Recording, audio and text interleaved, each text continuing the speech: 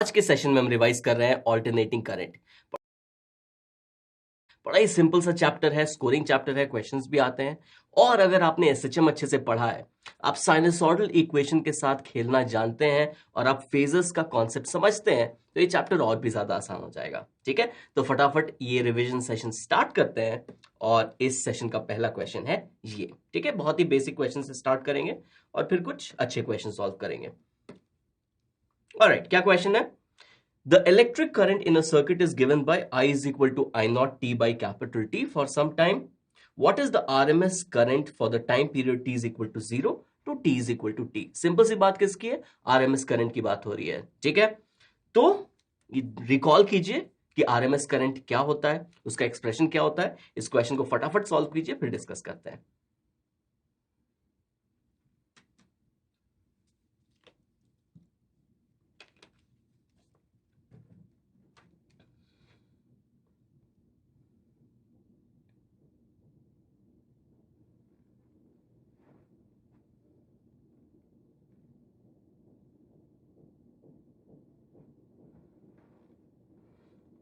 Alright, चलिए। तो उम्मीद है आपने इसको सॉल्व कर लिया होगा।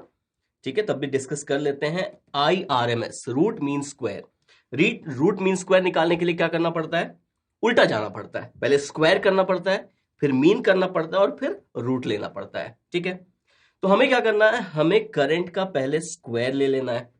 ठीक है, तो जो भी करंट है, ठीक है, यहाँ कैपिटल आई से डिनोटेड है, तो कैपिटल आई से ही डिनोट कर लेते हैं। चलिए, तो करंट जो है पहले उसका स्क्वायर हमने कर दिया। अब क्या करना है? अब उसका मीन लेना है। तो ठीक है, किसी भी क्वांटिटी का अगर मीन लेना है तो क्या करते हैं?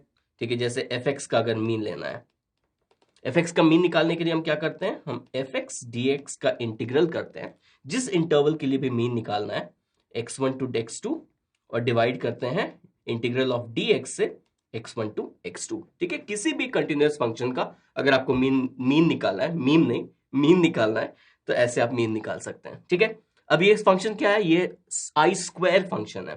ठीक है, अब इसका मीन चाहिए। ठीक है, ओवर व्हाट? Over time. ठीक है, t इज इक्वल टू 0 से t is equal to capital T over some period of time हमें मीन चाहिए। ओके, तो हम क्या करेंगे? पहले इसका मीन निकाल लेंगे, तो आई स्क्वायर डी टी, और इसको इंटीग्रेट करेंगे 0 टू कैपिटल T, और फिर इसको डिवाइड करेंगे integral of D T 0 to capital T, है कि नहीं? ठीक है, जो यहाँ x का काम कर रहा था, यहाँ पे वो t का काम कर रहा है। करेक्ट, तो हमने क्या निकाल दिया? हमने IRMS स्क्वायर निकाला। लास्ट स्टेप बाकी है। लास्ट स्टेप क्या है? लास्ट स्टेप है इस पूरे टर्म के ऊपर अंडर रूट लगा देना। ठीक है, तो बस अपने को यही करना है। ठीक है, या ये अगर क्लमजी हो जा रहा है तो मैं इसको IRMS स्क्वायर कर देता हूं। ठीक है, वैसे भी आप लिख सकते हैं। ओके, चलिए फिर स्टार्ट करते हैं। आई स्क्वायर का मतलब कितना हो जाएगा? I naught square T square divided by capital T square. इसको इंटीग्रेट करना है मुझे 0 टू कैपिटल T, और डिवाइड करना है किससे? dt का इंटीग्रल क्या होगा? t, लिमिट डालेंगे तो क्या बचेगा? सिंपली t बच जाएगा। ठीक है, यानी कि यहां से हम कह सकते हैं कि I naught square divided by T cube जो है वो कॉमन हो जाएगा। ओके, और जो आपका T square D T integral है वो क्या हो जाएगा? वो टी क्यूब बाई 3 हो जाएगा। लिमिट्स आप डालेंगे तो वो simply capital T cube divided by 3 आ जाएगा। ये टी क्यूब और ये टी क्यूब गया, यानी कि फाइनल आंसर कितना आ गया मेरा? फाइनल आंसर आ गया I R M S is equal to I not divided by √3। Correct, तो किसी भी फंक्शन का मीन, किसी भी फंक्शन का आरएमएस कैसे निकालना है, ये कॉन्सेप्ट आपको पता होना चाहिए। रूट मीन स्क्वायर्ड मतलब पहले स्क्वायर, फिर मीन, फिर रूट। ऑलराइट, तो यहां हमारा आंसर आ गया आई नॉट अपॉन √3। अब बहुत जगह हम क्या करते हैं? याद कर लेते हैं कि आई आर एम एस कितना होता है? I not by √2। V R M S कितना होता है? We not by √2। बट ध्यान से, ठीक है, साइनोसॉइडल फंक्शंस के लिए, ओनली फॉर साइनोसॉइडल फंक्शंस, आपका जो आई आर एम एस या वी आर एम एस होता है वो बाई √2 आता है। 1/√2 का फैक्टर मल्टीप्लाई हो जाता है पीक करंट या वोल्टेज के साथ। बट जरूरी नहीं है कि हमेशा वैसा हो। ठीक है, जैसे इस केस में हमने देखा ऐसा जरूरी नहीं था। ऑलराइट, तो कॉन्सेप्ट याद रखना है। बट अगर साइनोसॉइडल फंक्शन है, हमें पता है कि ये साइन या कोसाइन है, तो कोई टेंशन की बात नहीं है, सीधे आप लिख सकते हैं आई नॉट डिवाइडेड बाई √2 या V not divided by √2। Alright, तो ये क्वेश्चन है डन। सिंपल सा कॉन्सेप्ट रिवाइज किया हमने। हमारा आंसर आया option A, I not by √3। और अब आगे बढ़ते हैं नेक्स्ट क्वेश्चन पे। चलिए, नेक्स्ट क्वेश्चन क्या है?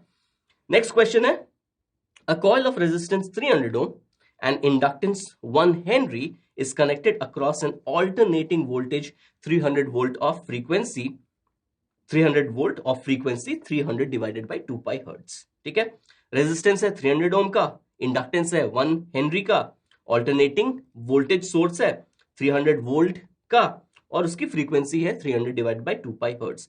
Calculate the potential difference across the inductor. ठीक है, अगेन बहुत ही सिंपल एसी सर्किट के ऊपर क्वेश्चन है, तो रिकॉल कीजिए एसी सर्किट को हम डील कैसे करते हैं.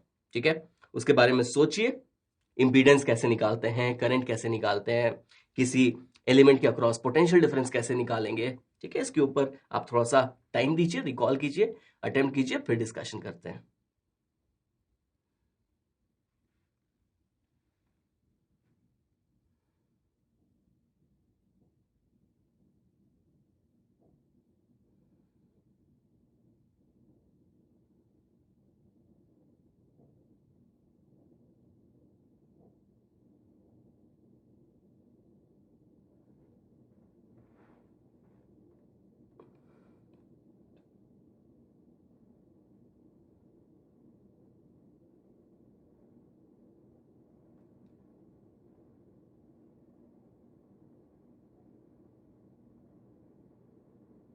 चलिए स्टार्ट करते हैं डिस्कशन. उम्मीद है आपने सॉल्व कर लिया होगा, बहुत ही बेसिक सिंपल क्वेश्चन है.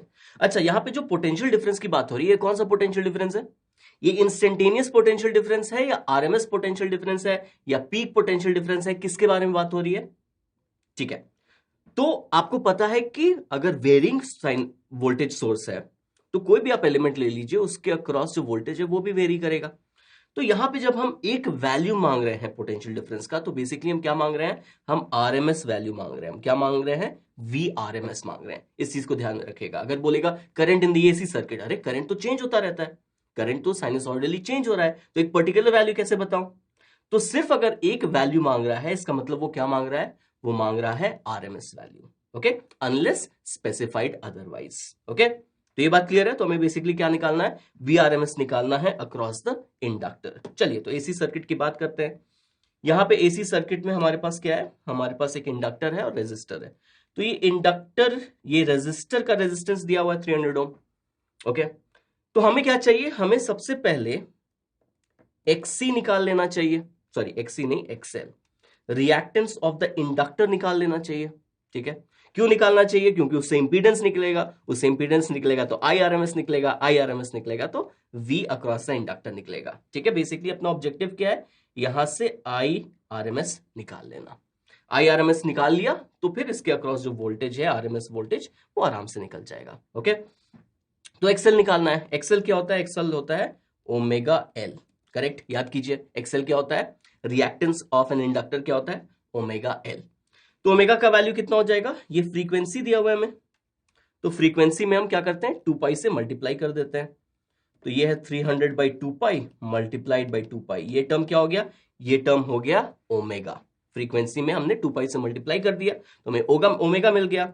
और एल तो है 1 हेनरी, यानी हमारे पास कितना आया? 300. सब कुछ हमने एसआई यूनिट में डाला था, तो आंसर भी हमारे किस में आएगा? एसआई यूनिट में, यानी कि 300 ओम.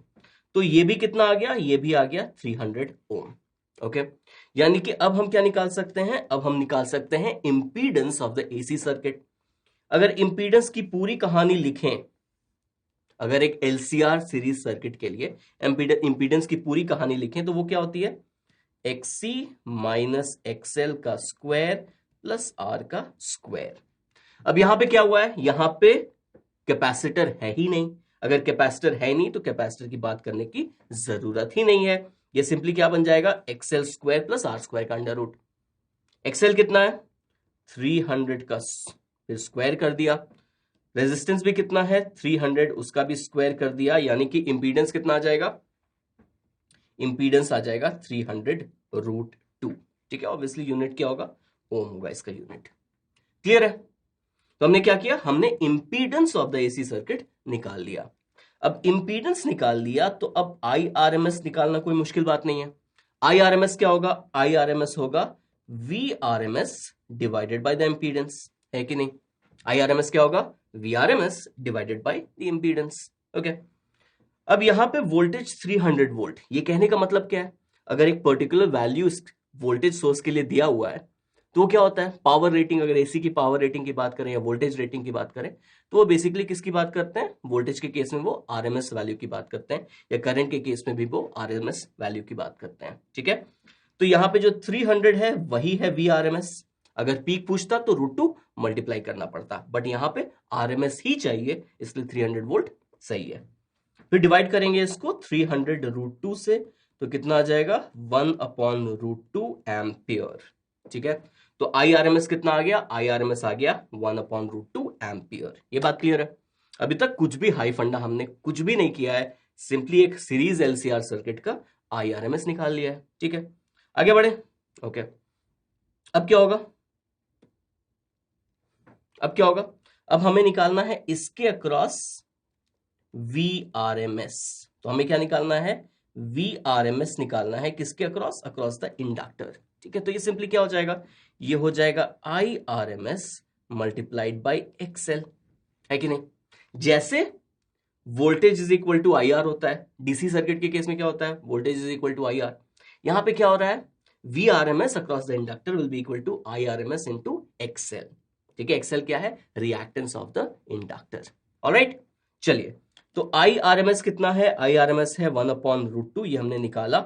XL का वैल्यू भी हम निकाल चुके हैं, XL का वैल्यू कितना है 300। ठीक है, तो यहां से कितना आ जाएगा, यहां से आ जाएगा 150 √2 वोल्ट, और ये होना चाहिए अपना करेक्ट आंसर, है कि नहीं। क्लियर, इसमें कोई तकलीफ, कोई परेशानी, कोई दिक्कत। ठीक है, बहुत ही बेसिक क्वेश्चन हम सॉल्व कर रहे हैं, आपको कॉन्सेप्ट एक बार रिवाइज करा लेते हैं, फिर कुछ अच्छे क्वेश्चन सॉल्व करेंगे। ऑलराइट, क्लियर, कोई तकलीफ। ओके, तो अब चलते हैं ऑप्शन चेक कर लेते हैं। तो ऑप्शन ए हमारा करेक्ट ऑप्शन होगा, और इसके बाद हम चलते हैं नेक्स्ट क्वेश्चन पे। नेक्स्ट क्वेश्चन क्या है, in an AC circuit the instantaneous EMF and the current are given as E is equal to 100 sin 30t, I is equal to 20 sin 30t minus π/4। Okay, यानी यहां पे क्या समझ में आ रहा है, यहां पे ये समझ में आ रहा है कि करंट और EMF के बीच में एक फेज डिफरेंस है। ये बात आपको क्लियर हो रही है कि नहीं, करंट और EMF के बीच में एक फेज डिफरेंस है। कितने का फेज डिफरेंस है, करंट π/4 पीछे है, करेक्ट। करंट क्या है, करंट π/4 पीछे है फेज में। ओके, तो अब क्वेश्चन क्या है, in one cycle of the AC the average power consumed by the circuit and the wattless current are respectively। तो एवरेज पावर कंज्यूम बताना है एक साइकिल में, और वॉटलेस करंट बताना है। ठीक है, तो ये टर्म्स के क्या एक्सप्रेशंस होते हैं, आप उसको रिकॉल कीजिए, इस क्वेश्चन को अटेम्प्ट कीजिए, फिर डिस्कशन करते हैं।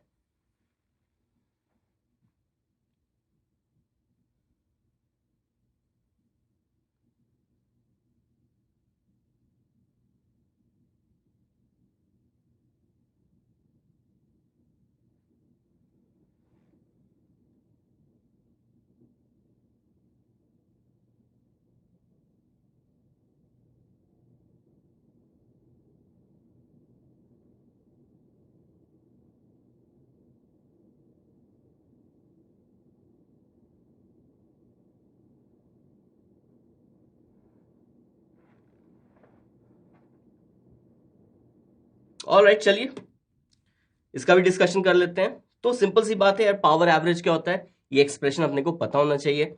VRMS IRMS into cos phi, cos phi को क्या कहते हैं, फेज फैक्टर। ठीक है, तो जो अपना फेज है वो इंपॉर्टेंट है।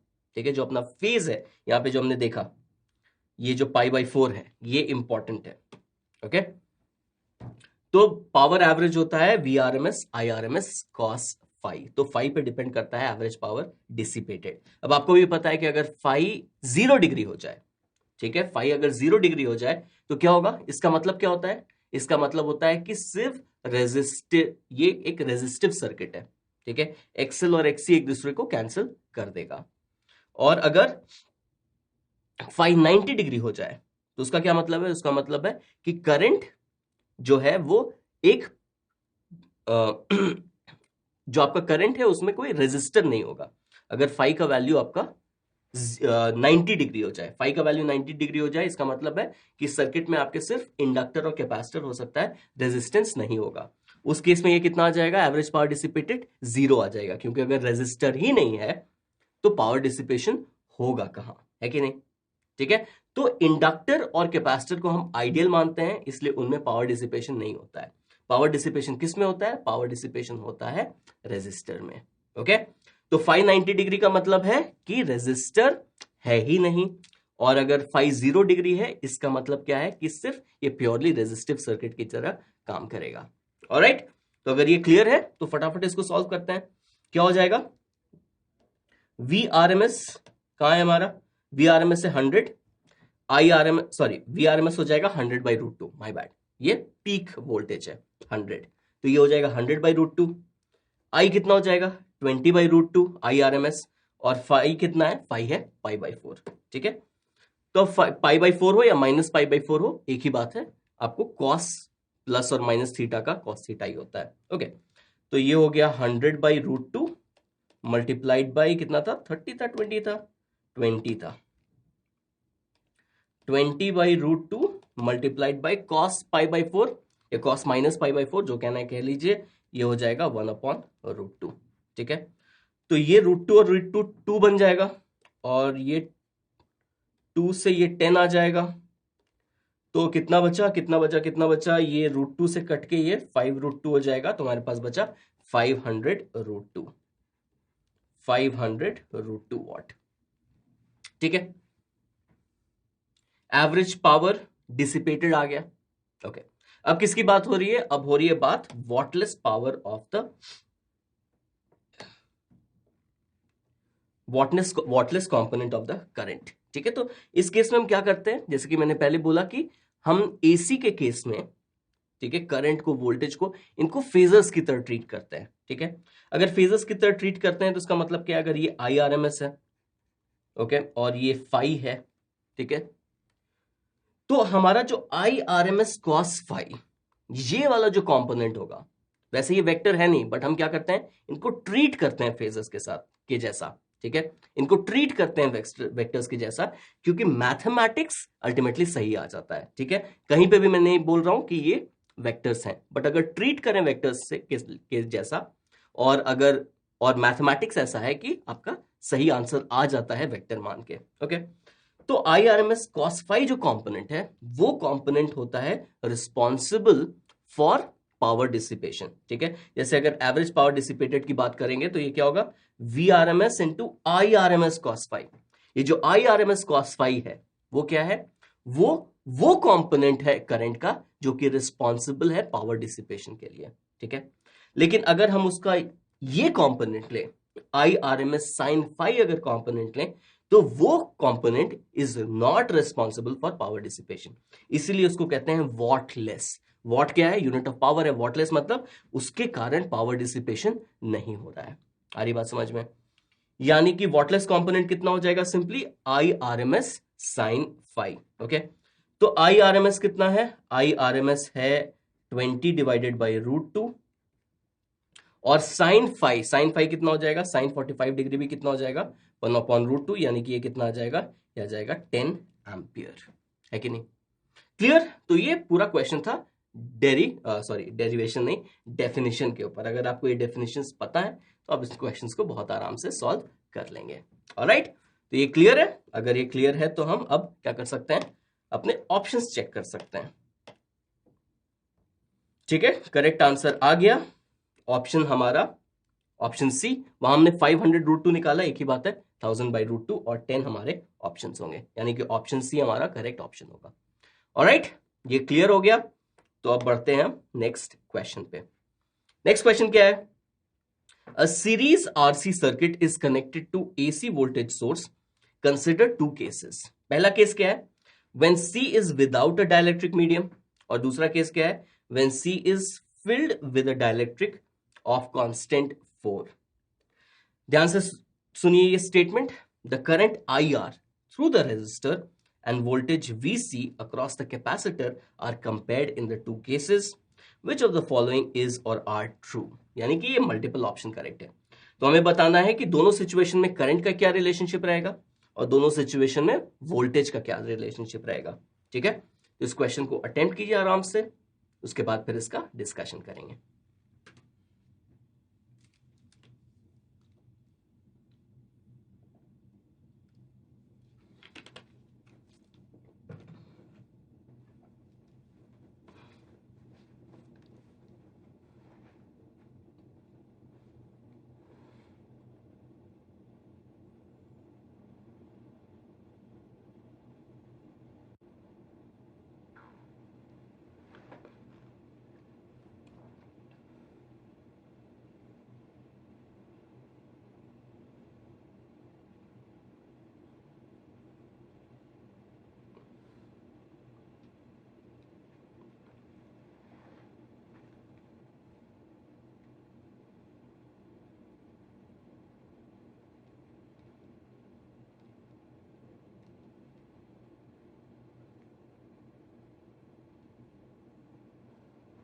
ऑलराइट, चलिए फिर इस क्वेश्चन को देखते हैं, फटाफट सॉल्व करते हैं। बहुत ही सिंपल सा क्वेश्चन है।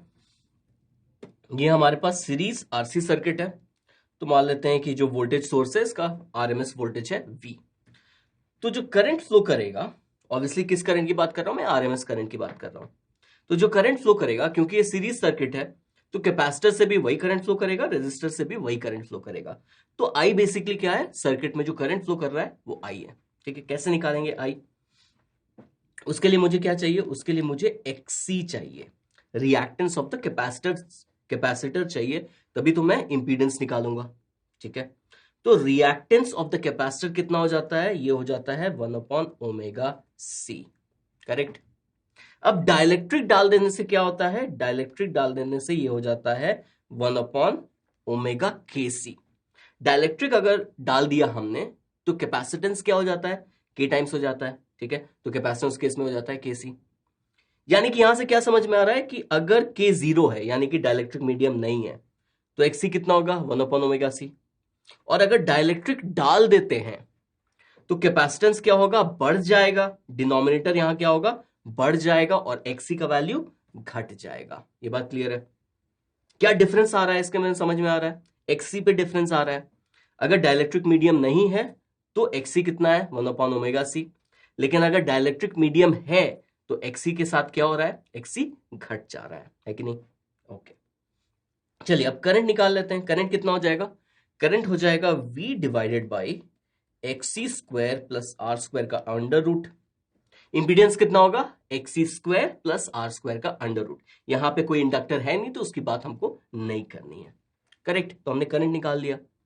अब वोल्टेज अक्रॉस द कैपेसिटर कितना हो जाएगा, या पहले इसकी बात कर लेते हैं, पहले करंट की बात कर लेते हैं, पहले करंट की बात निपटा लेते हैं। ठीक है, अब पहले सिचुएशन में क्या है, एक्सी ज्यादा है, दूसरे सिचुएशन में क्या है, एक्सी कम है।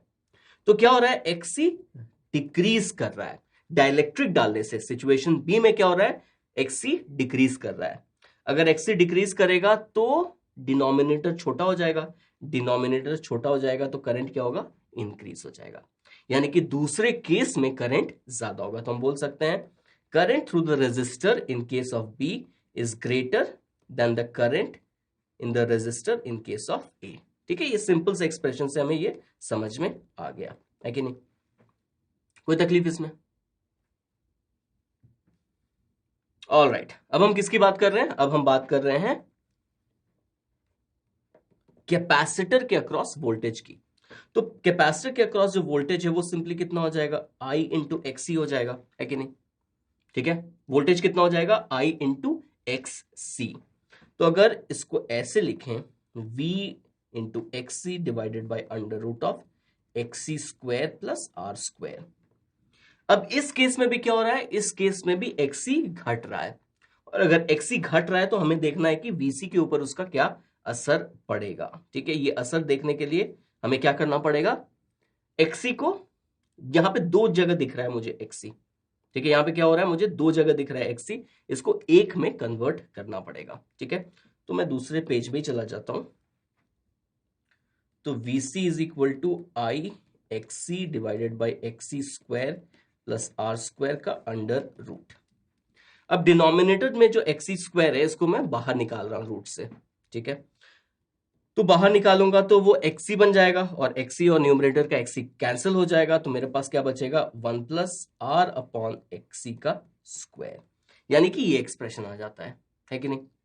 तो ये क्या है, वोल्टेज अक्रॉस द कैपेसिटर। अब क्या हो रहा है, अब एक्सी डिक्रीज कर रहा है कि नहीं?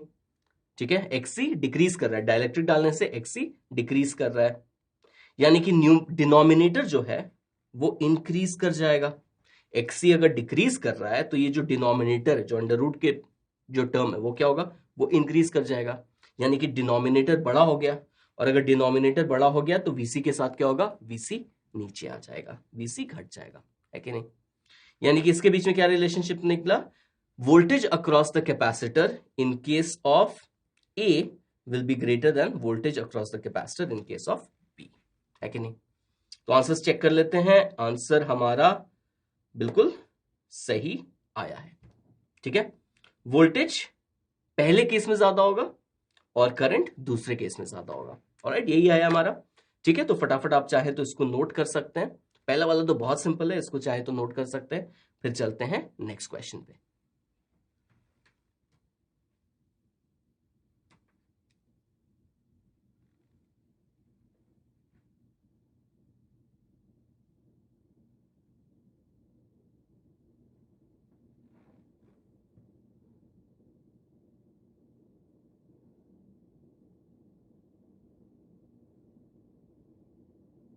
ऑलराइट, चलिए तो ऑप्शन चेक कर लेते हैं।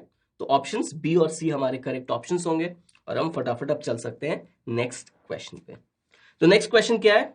इन a series LCR circuit R is equal to 200 ohm and the voltage and the frequency of the main supply is 220 volt and 50 hertz respectively.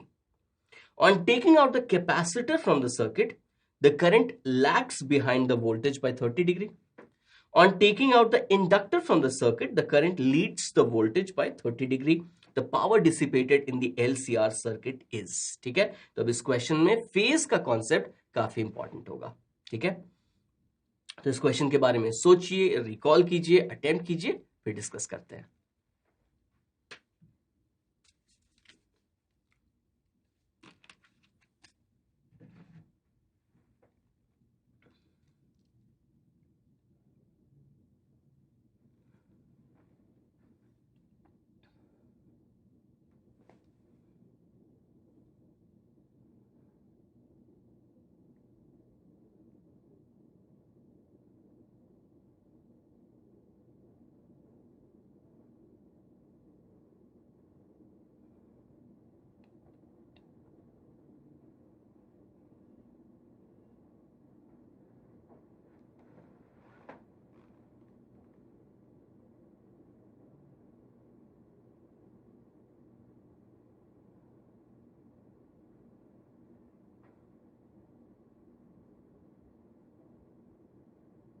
चले इस क्वेश्चन को देखें।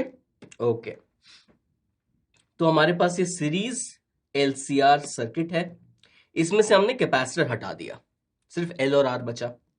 ठीक है, तो इस केस में क्या हमें बताया गया है? इस केस में हमें बताया गया है कि जो करंट है वो लैग कर रहा है बाई 30 डिग्री।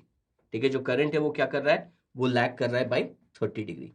तो ये क्वेश्चन सॉल्व करने से पहले एक काम तो कर लेते हैं, एक्सी और एक्सएल का वैल्यू निकाल लेते हैं। वो निकालने की जरूरत है क्या?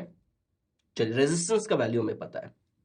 तो तो जब हमने कैपेसिटर हटा दिया तो ये क्या बन गया? ये प्योरली इंडक्टिव सर्किट बन गया। यानी अगर इसका फेजर डायग्राम ड्रॉ करें तो ये कितना है? ये है रेजिस्टेंस, यानी कि 300।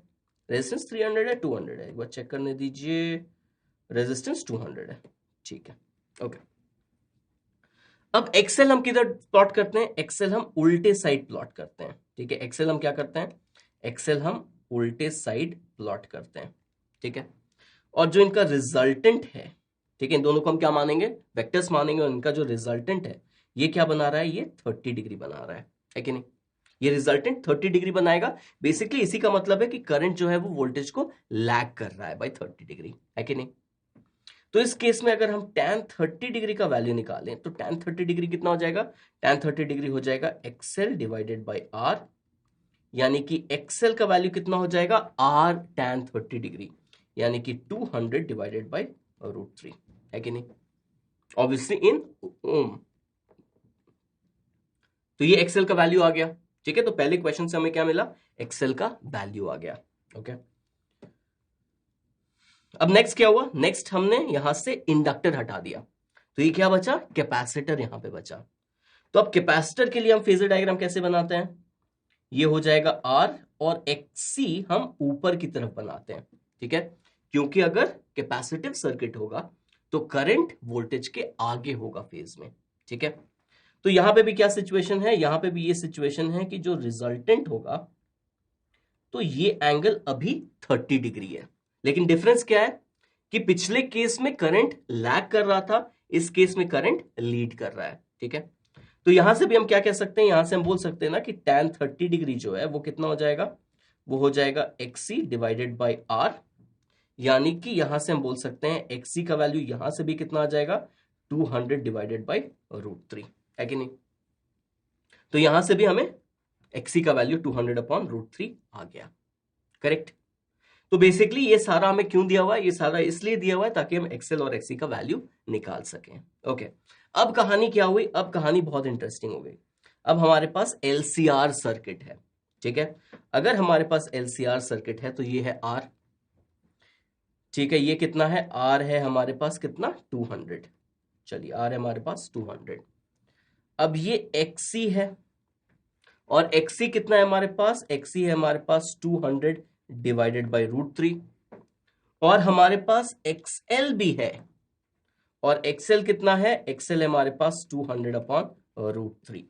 तो जो नेट इंपीडेंस होता है वो क्या होता है? इन तीनों को हम वेक्टर्स मानते हैं और इनका रिजल्टेंट निकालते हैं। करेक्ट, ध्यान दीजिए, ठीक है। हम कैसे नेट इंपीडेंस कैसे निकालते हैं? नेट इंपीडेंस हम क्या करते हैं? हम R को प्लॉट करते हैं अलोंग x एक्सिस, XC को हम प्लॉट करते हैं अलोंग y एक्सिस, और XL को प्लॉट करते हैं अलोंग नेगेटिव y एक्सिस, ठीक है। और इन तीनों का जो रिजल्टेंट होगा, इन तीनों को अगर आप वेक्टर्स मान लें तो इनका जो रिजल्टेंट होगा वो मुझे नेट इंपीडेंस दे देता है कि नहीं?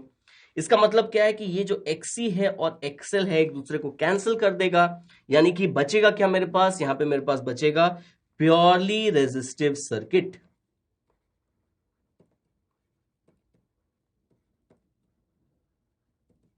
ठीक है, तो यहां मेरे पास बचेगा क्या? यहां मेरे पास बचेगा प्योरली रेजिस्टिव सर्किट, क्योंकि रिएक्टेंस ने एक दूसरे को कैंसिल कर दिया।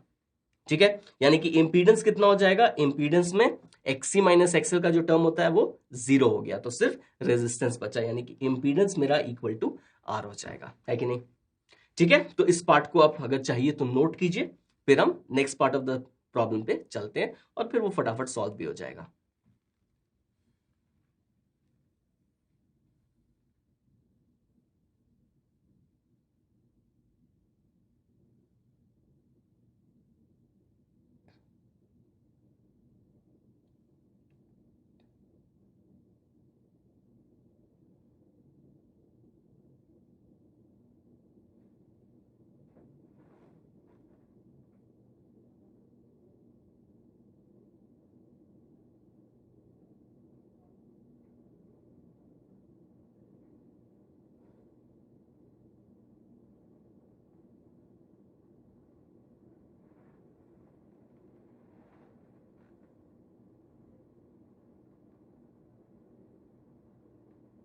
Alright, done.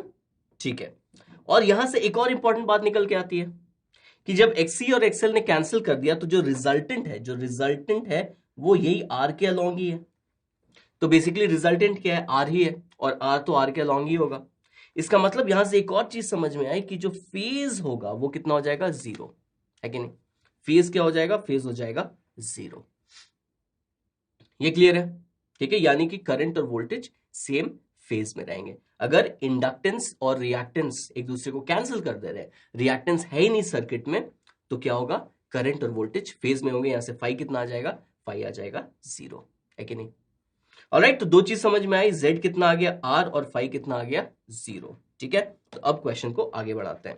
अब हमें क्या निकालना है? हमें निकालना है एवरेज पावर डिसिपेटेड। तो वो कितना होता है? VRMS into IRMS into cos phi, है कि नहीं? अब VRMS तो VRMS है, वो हमें पता है उसका वैल्यू। IRMS को क्या लिख सकते हैं? IRMS को हम लिख सकते हैं VRMS डिवाइडेड बाई Z लिखते, लेकिन Z कितने के बराबर आ गया है? Z R के ही बराबर आ गया है, तो हम इसको डायरेक्टली लिख देंगे VRMS अपॉन R, और कॉस ऑफ क्या हो जाएगा? कॉस ऑफ 0 डिग्री हो जाएगा, यानी कि फाइनली क्या बचेगा? VRMS square divided by R, यानी कि ये हो जाएगा 220 multiplied by 220 divided by R। R कितना है? 200। तो ये 0 और ये 0 गया, ये 0 और ये 0 गया, इस 2 से इसको 11 बना देते हैं, तो basically 11 into 22, 11 to 22, 2 11 to 22, 24, 242 watt मेरा आंसर आ जाना चाहिए, है कि नहीं? क्लियर? तो बेसिकली इसमें कॉन्सेप्ट क्या है कि अगर आपको R पता है, XC पता है, XL पता है, ठीक है, मैं ऐसे एक हाइपोथेटिकल डायग्राम बना रहा हूं, तो इसको हमने प्लॉट कर दिया। अब हम क्या करेंगे, अब हम XC माइनस XL निकालेंगे। तो अगर XC बड़ा होगा तो ये वेक्टर ऊपर की तरफ होगा, अगर XL बड़ा होगा तो ये वेक्टर नीचे की तरफ होगा।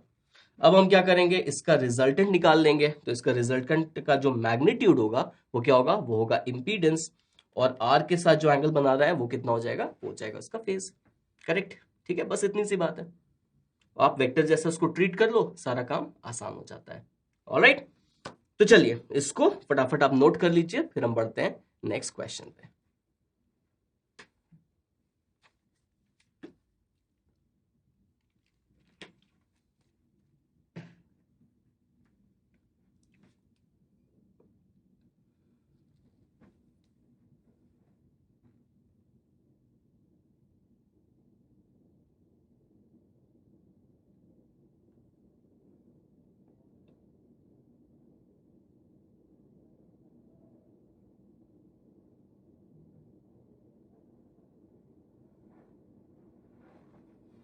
Alright, done.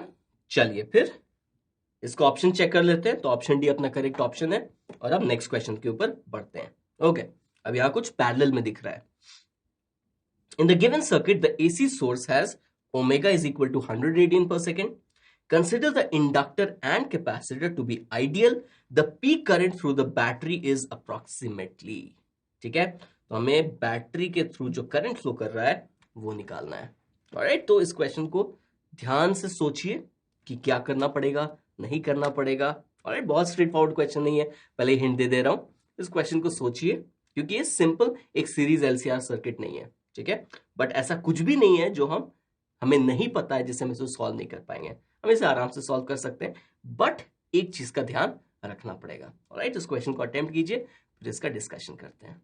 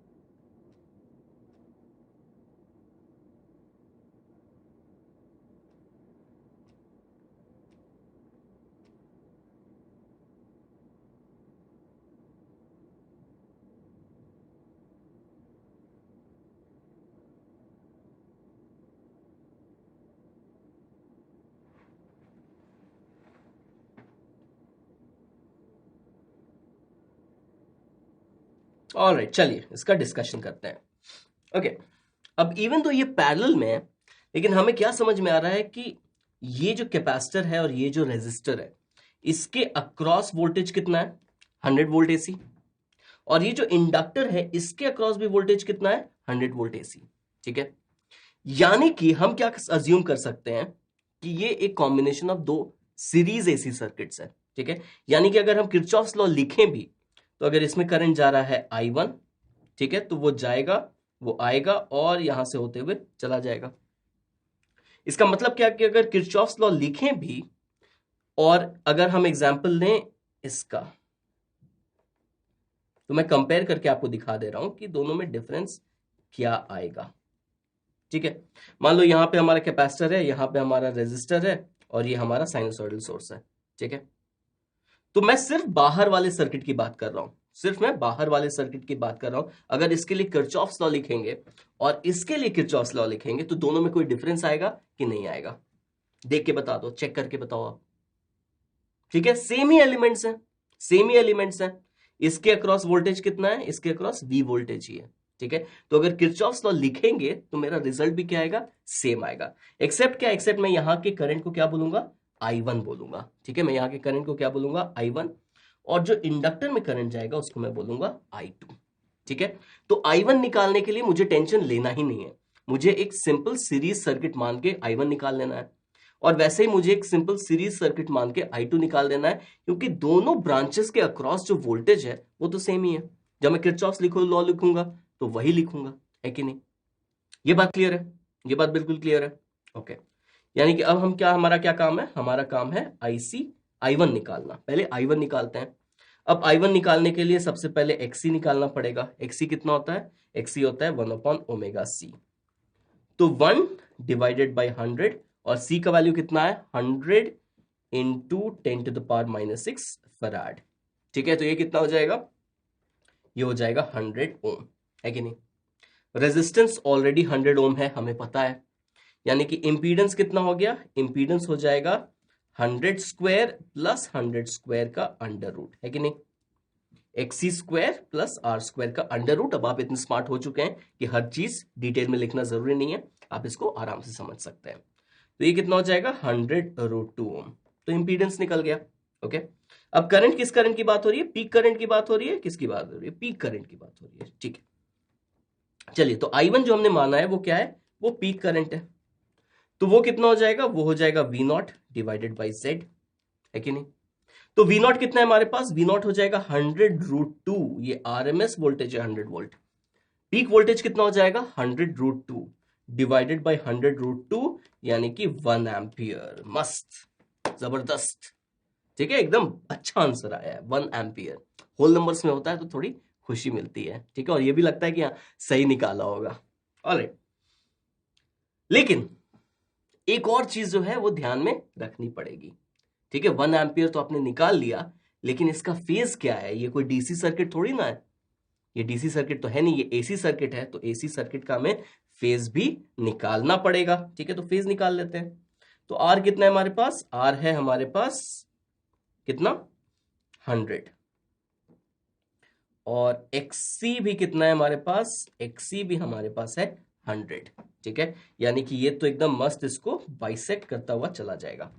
ठीक है, यानी ये एंगल कितना होगा? ये एंगल हो जाएगा 45 डिग्री, यानी कि फाई यहां पे होगा 45 डिग्री। ये बहुत इंपॉर्टेंट है। तो जो करंट है, जो करंट I1 है, वो क्या कर रहा है? वो फेज को, ठीक है, सॉरी, जो करंट I1 है वो वोल्टेज को क्या कर रहा है? लीड कर रहा है by an angle of 45 degree, by a phase of 45 degree. ये बहुत इंपॉर्टेंट है, ये पूरा गेम चेंज कर देगा। करेक्ट? ठीक है, इसमें कोई तकलीफ? ठीक है, मैं यहां पे रुकता हूं 10-15 सेकंड, आप इसको फटाफट नोट कर लीजिए, फिर हम दूसरे ब्रांच की कहानी स्टार्ट करेंगे।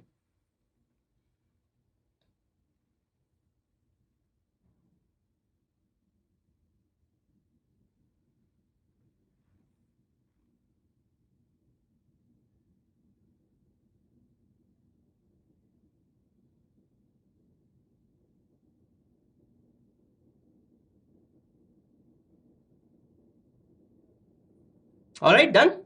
ठीक है, तो यहां पे पहले ब्रांच की कहानी सॉल्व हो गई। अब दूसरे ब्रांच में जो करंट है उसको मैं कह रहा हूं I2। ठीक है, दूसरे ब्रांच में जो करंट है उसको मैं कह रहा हूं I2। तो इंपीडेंस दूसरे ब्रांच का कितना हो जाएगा? यहां तो सिर्फ एक इंडक्टर है, और इंडक्टर का इंपीडेंस कितना होता है? ω/L, यानी कि 100√2 ओम। ये बात क्लियर है? यानी I2 का वैल्यू कितना आ जाएगा? और I2 भी क्या है? पीक करंट है, यानी कि peak voltage 100√2 divided by impedance 100√2, this is equal to 1 ampere. यहां पे भी 1 एम्पियर आ गया, बड़ी अच्छी बात है। यहां पे भी 1 एम्पियर आ गया, लेकिन अब यहां पे फेज कितना होगा? ये R है, और एक्सेल हम कैसे प्लॉट करते हैं? एक्सेल ऐसे प्लॉट करते हैं। अब सर्किट में देख लीजिए तो R है ही नहीं। सर्किट में अगर आप देख लीजिए तो R है ही नहीं, यानी कि इसका फेज कितना हो जाएगा? इसका फेज हो जाएगा -90 डिग्री, है कि नहीं? इसका फेज कितना हो जाएगा? -90 डिग्री, यानी कि ये वोल्टेज को लैग करेगा बाय 90 डिग्री। ये बात क्लियर है? तो I1 भी हमने निकाल लिया, I2 भी निकाल लिया। तो बहुत बार हम भूल जाएंगे और सीधे हम बोलेंगे कि जो फाइनल करंट होगा वो I1 प्लस I2 हो जाएगा। आदत हो चुकी है, डीसी सर्किट यूज सॉल्व करते करते हमें आदत हो चुकी है कि हम सीधे बोलेंगे कि जो करंट होगा वो I1 प्लस I2 हो जाएगा। Wrong, wrong. क्यों रॉन्ग होगा? क्योंकि ये इंस्टेंटेनियस करंट की बात नहीं हो रही है, ये पीक करंट की बात हो रही है। ठीक है, अगर मैं बोलता I1 और I2 और I इंस्टेंटेनियस करंट है, उस केस में I is equal to I1 plus I2 लिखने में कोई तकलीफ नहीं है, ठीक है। किरचॉफ्स जंक्शन लॉ चेंज थोड़ी ना हो जाएगा, वो लॉ फेल थोड़ी ना कर जाएगा। लेकिन अगर ये इंस्टेंटेनियस करंट्स होते, लेकिन यहां पे क्या हो रहा है, यहां पे पीक करंट है, तो ऐसा जरूरी नहीं है ना कि I1 भी जिस समय अपना पीक पहुंचे I2 भी उसी समय अपना पीक पहुंचे, ऐसा कोई जरूरी नहीं है, क्योंकि उनके बीच में क्या है, फेज डिफरेंस है।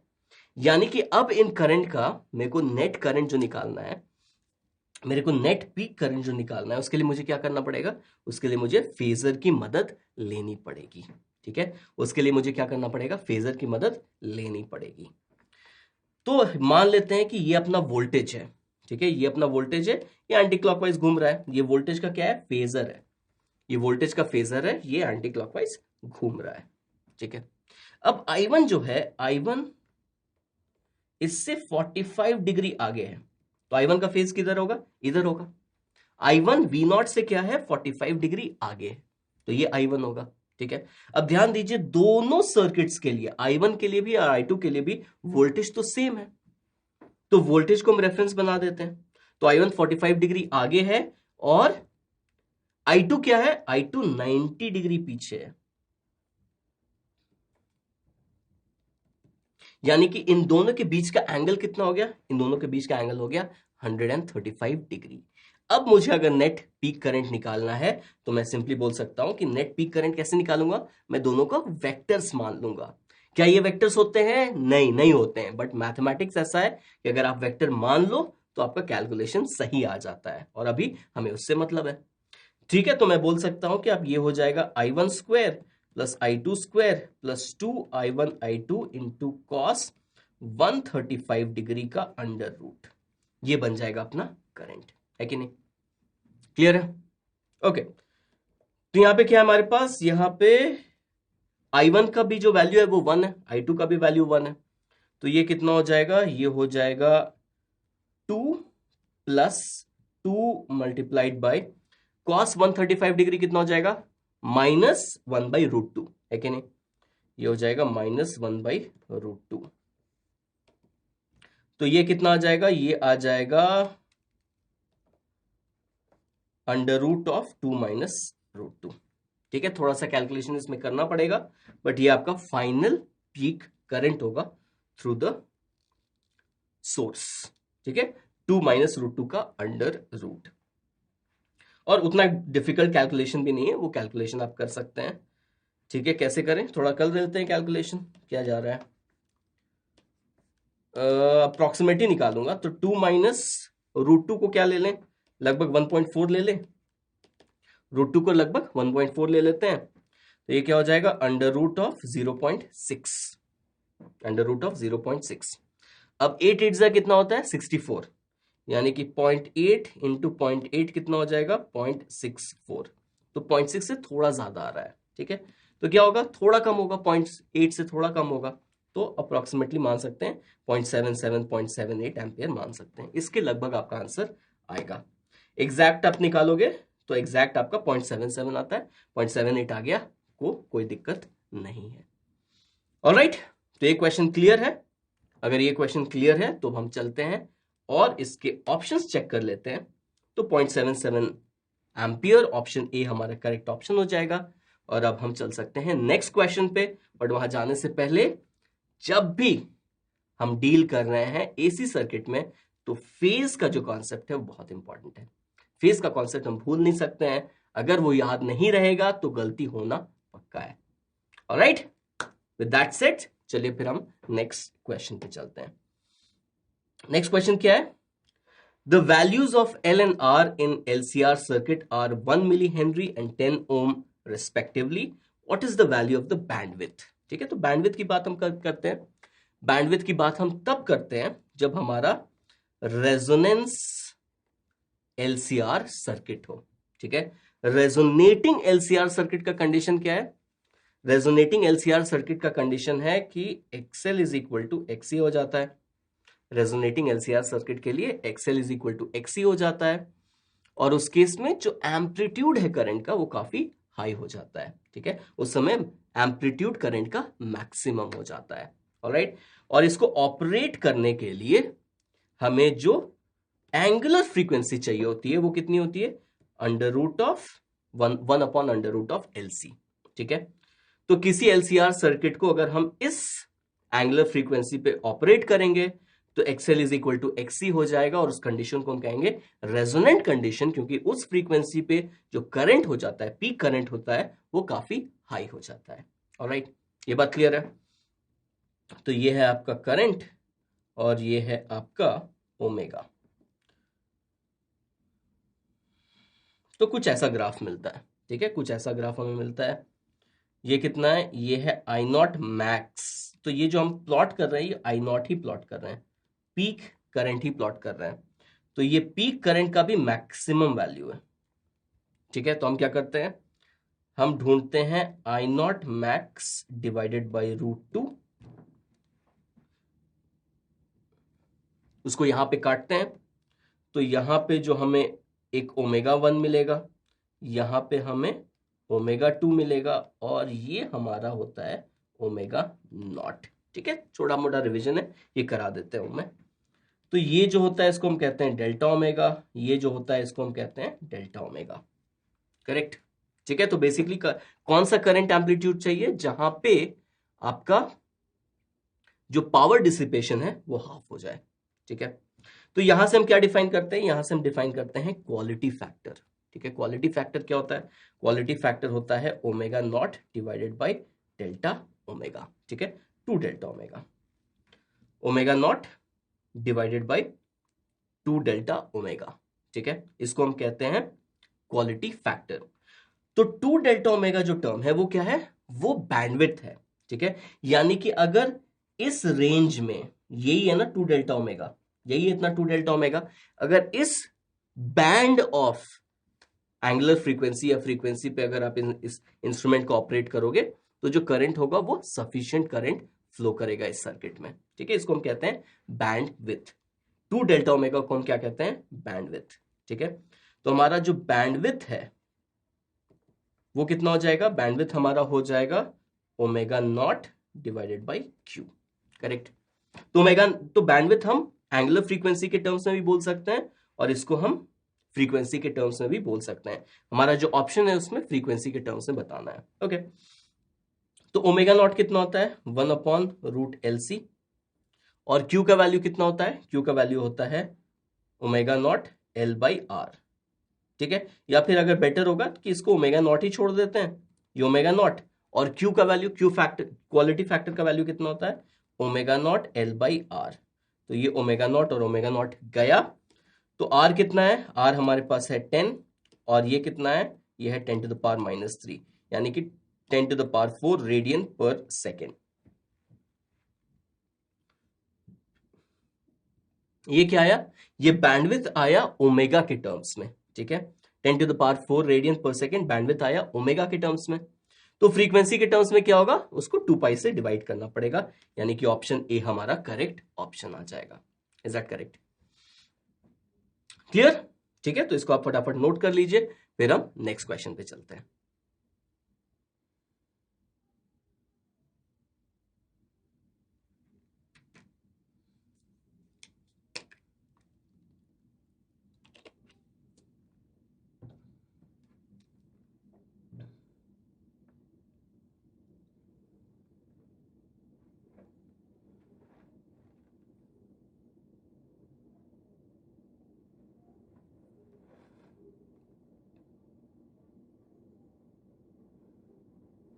चलिए डन। ओके, तो ऑप्शन चेक कर लेते हैं, ऑप्शन ए हमारा करेक्ट ऑप्शन है। और अब हम नेक्स्ट क्वेश्चन पे चलते हैं। A power transmission line feeds input power at 2300 volt to a step down transformer with a primary winding 4000 turns. The output power is delivered at 230 volt by the transformer. If the current in the primary of the transformer is 5 ampere and its efficiency is 90%, the output current would be। ठीक है, तो transformer के ऊपर question है, तो transformer का क्या concept है उसको रिकॉल कीजिए, इनपुट पावर आउटपुट पावर में क्या रिलेशनशिप है उसको रिकॉल कीजिए, इस क्वेश्चन को अटेम्प्ट कीजिए, फिर डिस्कस करते हैं।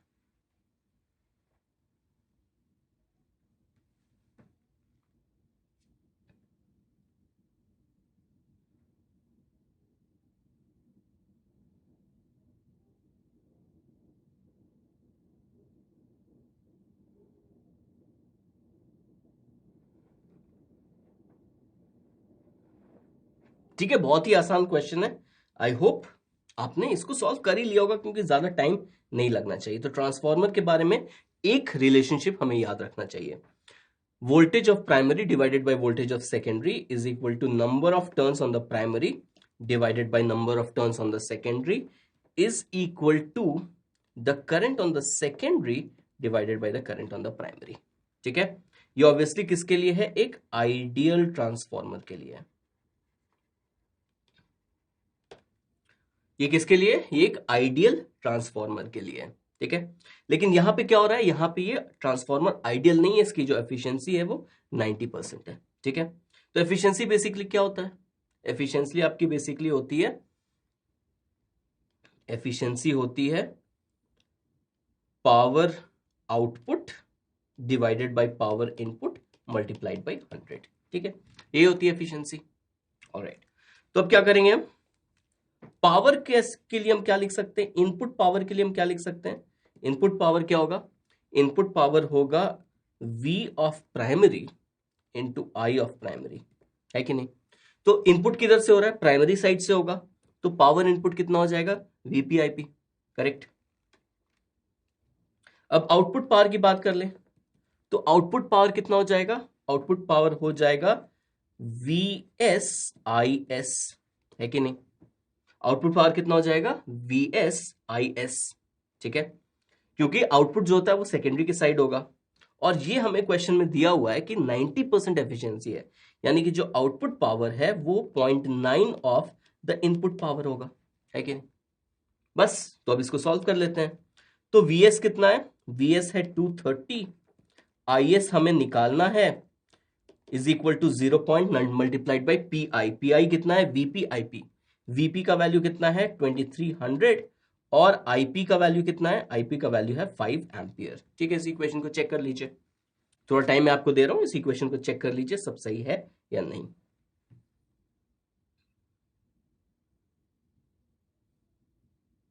करेक्ट, तो यहां से ये 10 हो जाएगा और 9 5 जा 45 हो जाएगा, यानी कि IS का वैल्यू कितना आ जाएगा? 45 एम्पियर। सेकेंडरी करंट कितना आ जाएगा? 45 एम्पियर। करेक्ट, तो सिंपल सा रिलेशनशिप है ये, एफिशिएंसी का डेफिनेशन है ये आपको आइडियल ट्रांसफॉर्मर के लिए याद रखना है। और फिर इनपुट पावर क्या होगा? VPIP, आउटपुट पावर क्या होगा? VSIS। बस इतना ही सा है, ये पूरी ट्रांसफॉर्मर की कहानी है। ऑलराइट, ऑब्वियसली बहुत सारी और भी चीजें हैं, बट ये बेसिक क्वेश्चन सॉल्व करने के लिए तो याद होना चाहिए।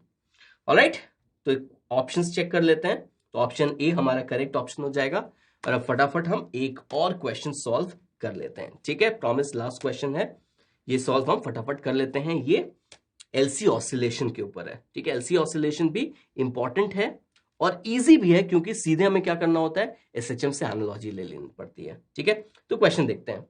In an oscillating LC circuit in which C is equal to 4 microfarad, the maximum potential across the capacitor during the oscillations is 1.5 volt, and the maximum current through the inductor is 50 milliampere. How much time does the charge on the capacitor take to rise from 0 to its maximum value? ठीक है, थोड़ा time मैं आपको दे रहा हूं, इस question को attempt कीजिए, एनालॉजी याद करने की कोशिश कीजिए। अगर एनालॉजी याद है तो फॉर्मूला याद रखने की जरूरत नहीं है। ठीक है, अटेम्प्ट कीजिए, फिर डिस्कस करते हैं।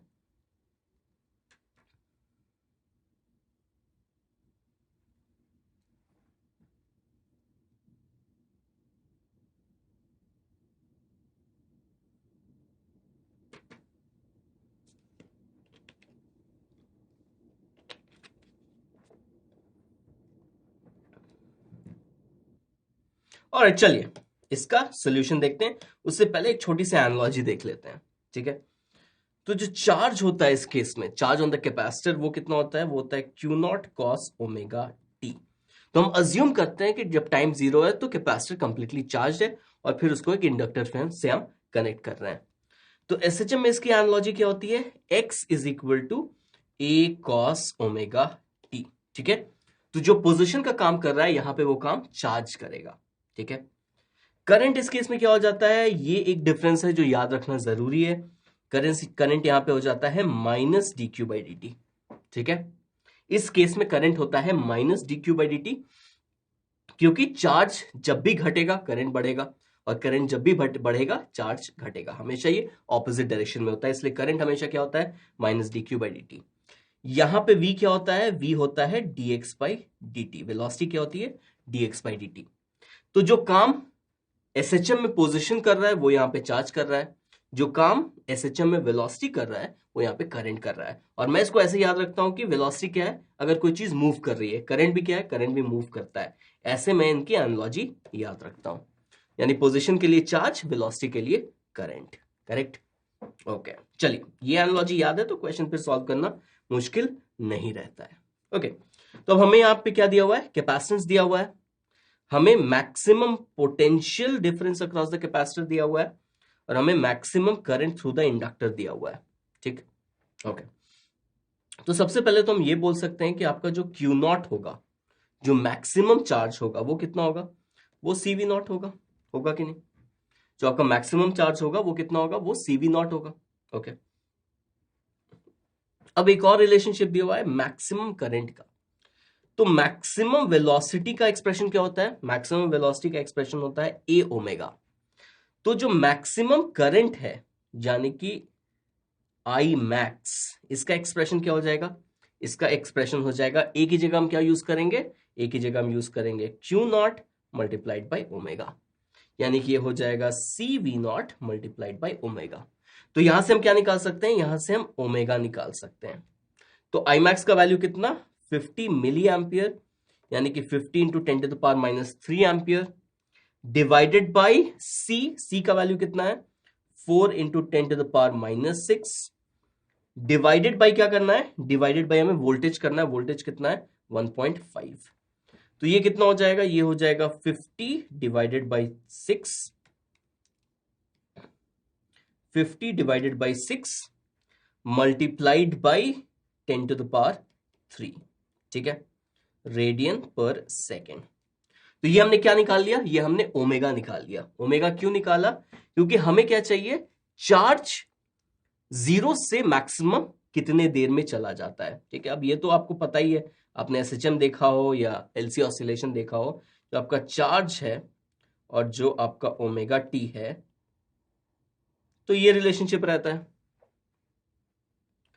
तो मिनिमम से मैक्सिमम जाने में या फिर मैक्सिमम से मिनिमम जाने में कितना साइकिल लगता है, क्वार्टर साइकिल लगता है।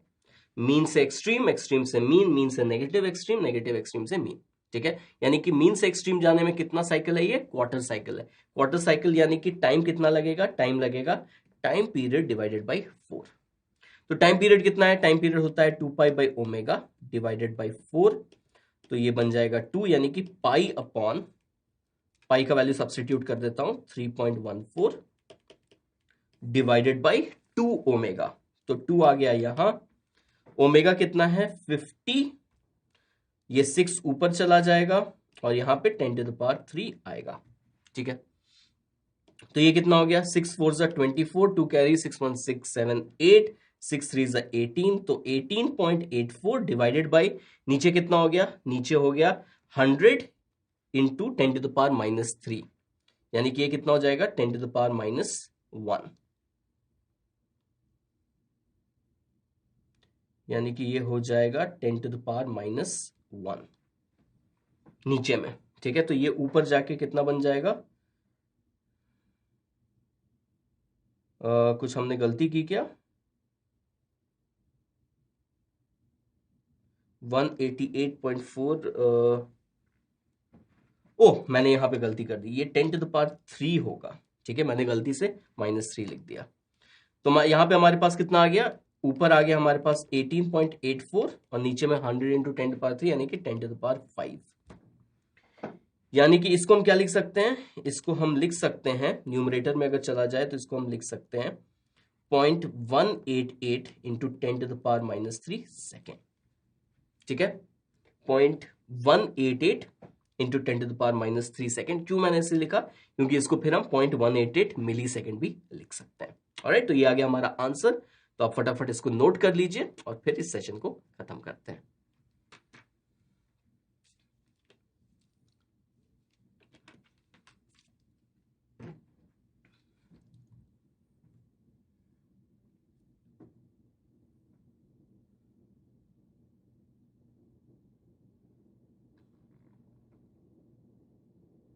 ठीक है, तो ऑप्शन चेक कर लेते हैं। ऑप्शन क्या है हमारा ऑप्शन आ जाएगा option D 0.188 millisecond correct answer. Alright, तो आज का सेशन यहां पे खत्म करते हैं। बट अगर आपको लग रहा है कि ऐसी आपको याद नहीं है, कुछ प्रॉब्लम हो रहा है, तो आप पक्का जाके इसकी थ्योरी रिवाइज कीजिए। एसएचएम से क्या क्या चीजें समझ में आती हैं, जो साइनसॉइडल इक्वेशन होता है, जो फेजर होता है, वो सब जाके एक बार एसएचएम से भी रिवाइज कीजिए, एसी में भी वो चीज रिवाइज कीजिए। और फिर अगर वो चीज में आप कनेक्ट बिठा पा रहे हैं तो फिर आपके लिए डिफिकल्ट नहीं रहेगा। ऑलराइट, तो थोड़ा और प्रैक्टिस कीजिए, इस चैप्टर को आप पॉलिश कर लीजिए, क्योंकि ये भी एक इंपॉर्टेंट चैप्टर है। क्वेश्चंस आते हैं और बड़े ही आसान क्वेश्चंस आते हैं। ठीक है, तो फिर मिलेंगे नेक्स्ट सेशन में। तब तक के लिए keep practising, keep getting better and have fun with learning. Thanks for watching.